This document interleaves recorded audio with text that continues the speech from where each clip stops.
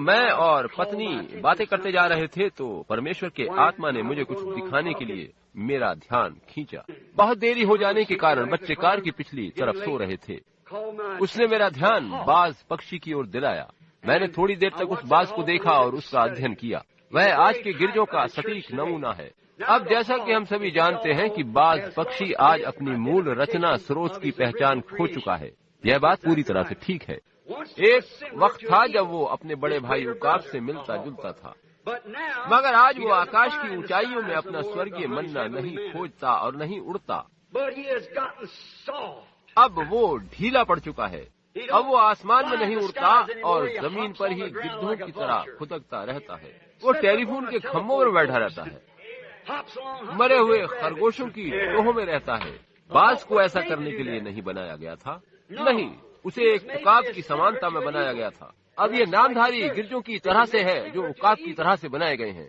उसे चाहिए तो था कि वह आकाश में ऊंचाइयों पर रहता, मगर उसके बजाय वो ढीला पड़ गया। अब वह उस नीली असीमित अनजानी ऊंचाइयों में नहीं उड़ता। नहीं श्रीमान, आज वो मनुष्य के द्वारा बनाए गए धार्मिक नामधारी समुदायों की धर्म शिक्षा व ज्ञान के आधुनिक ढंग को अपनाकर उसी पर निर्भर रहता है।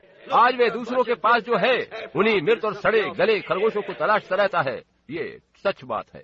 वह जमीन पर एक पांव से कूदता रहता है। ये ठीक है, ठीक बात है। एक बाज को देखिए कि उसे देखकर क्या पता चलता है, मगर एक उकाब जरा भी नहीं बदला है, वह उकाब ही बना रहता है। अब एक बाज अपना स्वर्गीय मन्ना पाने के लिए बहुत ऊपर आकाश में नहीं उड़ता, वरन वह उसी पर निर्भर रहता है जो मरा हुआ भोजन उसे मिल सकता है। एक बाज अब नहीं उड़ता, वह किसी खंबे आदि से नीचे धरती तक आता है। एक पुराने बाज को आप आज देखिए, आप सड़क पर जाकर देखिए, वहाँ टेलीफोन के तार बाज पक्षियों से भरे मिलेंगे। वह खंबे पर बैठा धरती पर यही खोजता है कि उसे कुछ सड़ा गला भोजन मिल जाए। वह ऐसा हो गया है, इसी वजह से अब उसके पंख भी वैसे नहीं रहे कि वह उड़ सके। पहली बात यही होगी कि वह पूरी तरह से धरती पर ही रहा करेगा, क्योंकि वह कमजोर और ढीला पड़ गया है। परमेश्वर ने जो बल और सामर्थ उसे दी थी, अब वह उसका प्रयोग नहीं करता। उसकी मुख्य पहचान यही थी कि वह आकाश में विचरण करे और वहाँ से धरती पर नीचे देखे, मगर आज वो धरती पर बस गया है और ऊपर देख तक नहीं सकता। उसके दिमाग में तो बस मरे हुए खरगोश, मांसाहारी बिल्ली आदि भरे होते हैं जो सड़क पर कुचलकर दुर्घटना में मरे पड़े रहते हैं। उन्हीं को वो ढूंढता रहता है। वह उकाब नहीं है, मगर कुछ उकाब जैसा दिखाई देता है, ठीक नामधारी गिरजों की तरह जो शिक्षा केंद्र आदि द्वारा आत्मिक भोजन पर मुनस्सर होते हैं। वह जो मरा हुआ भोजन है जो बहुत वर्ष पहले लूथर, वेस्ली, पेंटेकोस्टल आदि के द्वारा आकर अब बासी बन चुका है। वह आज पीछे की ओर दृष्टि किए किसी मनुष्य के द्वारा बनाए सिद्धांत और मत को खोज रहा है, बजाय इसके कि वह वचन की आकाश की ऊंचाइयों में उड़े, जहाँ पर विश्वास करने वालों के लिए सभी कुछ संभव होता है। उसे भिन भिनाने वाली मक्खियों की आदत पड़ चुकी है। वह गंदी चीजें तो गिद्धों या दुनिया के लोगों के लिए हैं। यह धार्मिक शिक्षा केंद्र और ज्ञान तो दुनिया के लिए है, कलीसिया के लिए नहीं। वह आज बहुत कोमल और ढीला बन चुका है और उसमें बल नहीं रहा कि वह आकाश की कठिन उड़ाने भर सके, जहाँ विश्वास करने वालों के लिए सभी कुछ संभव होता है। वह बैठा बैठा पीछे से बस यही कहता रहता है कि डॉक्टर, दिव्य पादरी साहब ने ऐसा कहा है, वैसा कहा है। मेरा नामधारी गिरजा इस बात पर इस तरह से विश्वास नहीं करता। अरे दूषित बाज, तू परमेश्वर की प्रतिज्ञा पर विश्वास करने और उसे मानने से डरता है। आप कहते हैं कि भाई आश्चर्य कर्म करने के दिन बीत गए, आप ढीले पड़ गए हैं। आप अपने पंख लेकर आकाश में उड़ान भरने से डरते हैं और एक प्रार्थना सभा के नाम से आपका हृदय घबराने लगता है। क्या आप ऐसी हालत में पहुंच चुके हैं कि वेदी के पास 10 मिनट ठहरने में आपको डर लगता है? एक गिद्ध की तरह धरती पर कूदना, फुदकना और मृत भोजन रूपी काम चलाऊ बातें आपको भाती हैं। यहाँ श्रीमान, वह इतना लचीला बन चुका है कि विस्तृत क्षेत्र का कठिन विचरण अब और कर ही नहीं सकता। वह बस गिद्ध की तरह उछल सकता है और गिद्ध का सा भोजन कर सकता है। ठीक ऐसा ही तो है, ये ठीक बात है। और आखिर में एक गिद्ध ही के रूप में वो नजर आएगा। वह गिद्ध की तरह से व्यवहार कर रहा है। वह अब जरा भी बाज नहीं रहा है, जरा भी नहीं। एक बाज से अधिक अब वो गिद्ध दिखाई पड़ता है। एक बाज से उम्मीद करी जाती है कि वह आकाश में उड़ेगा, ये नहीं कि वह टेलीफोन के खंभों पर बैठकर मरे खरगोशों को खोजेगा और फिर धरती पर उतरकर सड़क के किनारे उछल कूद मचाएगा और गिद्ध की तरह से व्यवहार करेगा। आप समझे? आज गिरजे भी बस इसी तरह की हालत में है। वो कहते हैं कि मेरे ऊपर उड़कर जाने का क्या लाभ है जब मुझे यहाँ ही खरगोश मिल जाते हैं। मगर आज ये भोजन मृत है, सड़ गल गया है और दूषित हो गया है। एक समय था कि वो अच्छे थे। इसी तरह से लूथर, वेस्ली और पेंटिकॉस्टल के सिद्धांत उस समय के लिए ठीक थे। आप आज एक गिद्ध की तरह बासी भोजन क्यों कर रहे हैं?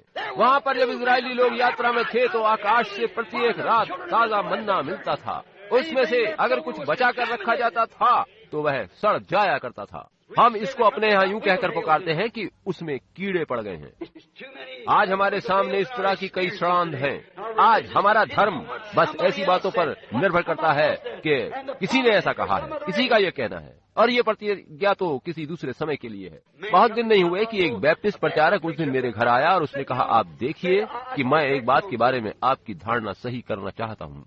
मैंने पूछा, क्या बात है? उसने कहा, आप इस काल में प्रेरितों वाला सिद्धांत सिखाने की कोशिश कर रहे हैं। प्रेरिताई काल तो बीत चुका है। मैंने पूछा, वो कब बीता? मैं आपको बताऊंगा कि वह कब शुरू हुआ था, और अब आप बताइए कि वो कब समाप्त हुआ। मैंने पूछा, क्या आप वचन पर विश्वास करते हैं? उसने कहा, हाँ मैं करता हूँ। मैंने कहा, ठीक है, अब देखें कि पेंतेकुस्त के दिन से प्रेरित काल शुरू हुआ। क्या आप इस पर यकीन करते हैं? उन्होंने कहा, हाँ मैं यकीन करता हूँ। मैंने कहा, तब प्रेरित पतरस ने यूं कहा था, और याद रखिए कि यीशु ने कहा था कि जो कोई इस वचन में से कुछ घटाए या बढ़ाए उसका भाग जीवन की पुस्तक में से हटा दिया जाएगा, यानी चाहे वह प्रचारक हो या अन्य कोई भी हो। और मैंने कहा, पतरस ने कहा है कि तुम में से प्रत्येक जन पश्चाताप करे और पापों की क्षमा के लिए यीशु मसीह के नाम में बपतिस्मा ले, तो तुम पवित्र आत्मा में दान में पाओगे। और यह प्रतिज्ञा तुम और तुम्हारी संतानों वरन उन सब दूर दूर के लोगों के लिए भी है जिन्हें हमारा प्रभु परमेश्वर अपने पास बुलाएगा। ऐसा है तो प्रेरिताई काल कब खत्म हुआ? ये तो हमेशा से मौजूद रहा है। ये तो हमेशा से मौजूद रहा है। यह उन बाजों के झुंड का कहना है कि वह समय बीत चुका जो मत्स्यों की तरह से भिड़ बनाते हैं और किसी मृत शव पर उछलते कूदते रहते हैं। वह शिकार, वह भोजन तो किसी अन्य काल ने उनके लिए मारा था, और वह आकाश से गिरा ताजा मन्ना नहीं है। ये बात ठीक है। वे उस मन्ने को नहीं चाहते। वे एक प्रार्थना सभा को सहन नहीं कर सकते। वे पैदाइश से ही उकाब नहीं है, कोमल है, सख्त नहीं है, बस खुदकने वाले बाज हैं। और इसी तरह से हमारे आधुनिक नामधारी गिरजे हैं जो स्कूली धार्मिक शिक्षा पर मुनस्सर रहते हैं, निर्भर रहते हैं, जिस शिक्षा का आधार मनुष्य की बनाई धार्मिक पद्धति है जो इन सारी सत्य बातों को झुटला सके। और लोग उनकी बातें स्वीकार कर लेते हैं। वे उस वचन को ग्रहण नहीं करते जो ये कहता है कि यीशु मसीह कल, आज और युगानुयुग एक सा है। वे मलाकी के 4 अध्याय को नहीं मानते, और वे बाकी के उन सारे वायदों को भी नहीं मानते जो आज के दिनों के लिए हैं।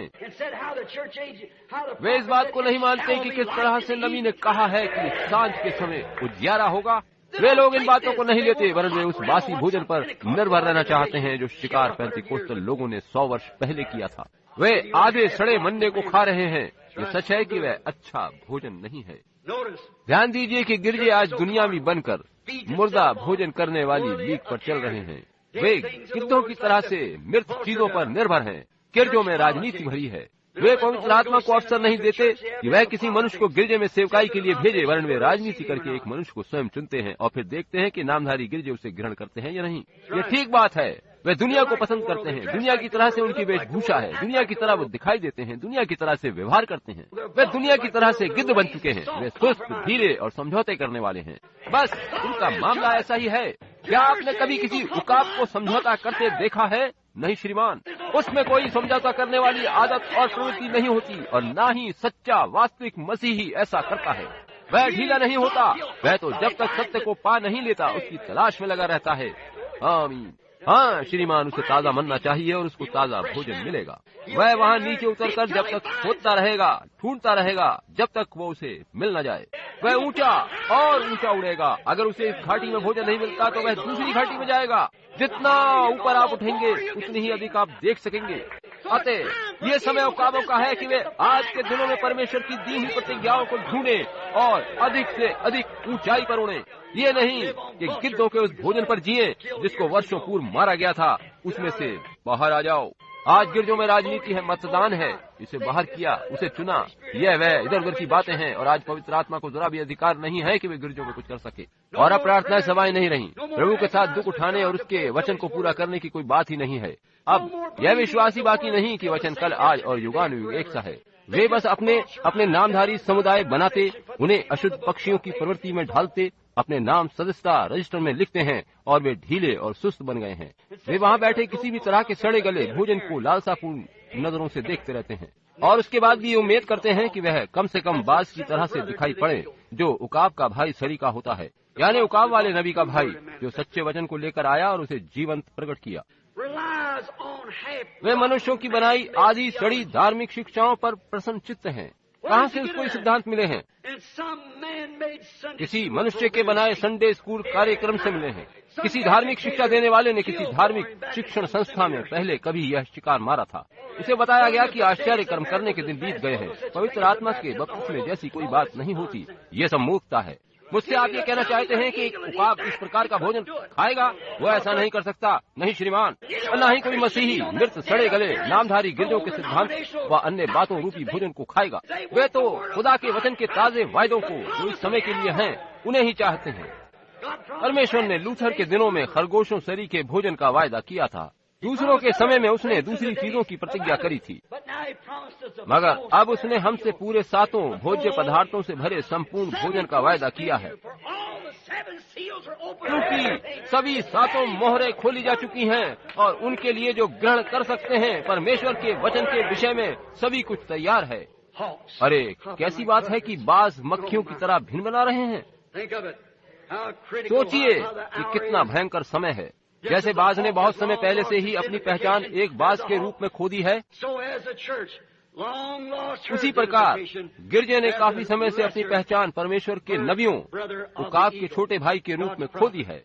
एक समय था कि वो सच्चे न्यायोचित ठहरने के वचन को आगे लाने वाला साधन था। तब वे पवित्रीकरण को लाने वाला परिवाहक बना। फिर वे पवित्र आत्मा के बपतिस्मे को लाने का परिवाहक बना और पवित्र आत्मा के दान फिर से उपलब्ध हुए।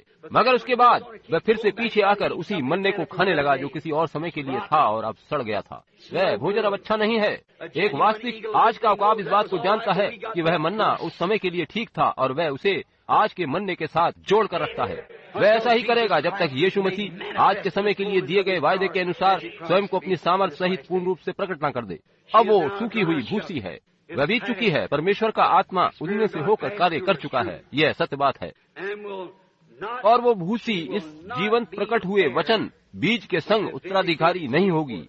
यकीनन वह नहीं होगी। वह यकीनन दुल्हन के उठाए जाने में शामिल नहीं होगी। वह गिरजों की सदस्य हो सकती है और हो सकता है कि दूसरे पुनरुत्थान में उसका न्याय इसके आधार पर किया जाए कि उसने क्या वचन सुना था। अगर आज रात आप यहाँ होकर भी बस गिरजे के सदस्य मात्र ही बन पाए तो आपके साथ न्याय में क्या होगा जब हम सभी को वहाँ खड़े होकर गवाही देनी होगी कि आपने सत्य वचन सुना था। समझे? अब नामधारी गिरजों की कलीसिया अनंत नीले आकाश में विचरण नहीं करती, उन ऊंचाइयों में नहीं उड़ती जहाँ खुदा के अनंत वचन की अलौकिक सामर्थ्य उसकी प्रतिज्ञाओं को उन लोगों के लिए पूरा करती है जो उन पर विश्वास करते हैं। किंतु वह इन सब बातों पर यकीन नहीं करेगी। वह तुरंत जवाब में कह उठेगी कि मेरा नामधारी गिरजा कहता है कि यह खरगोशों वाला भोजन ठीक है।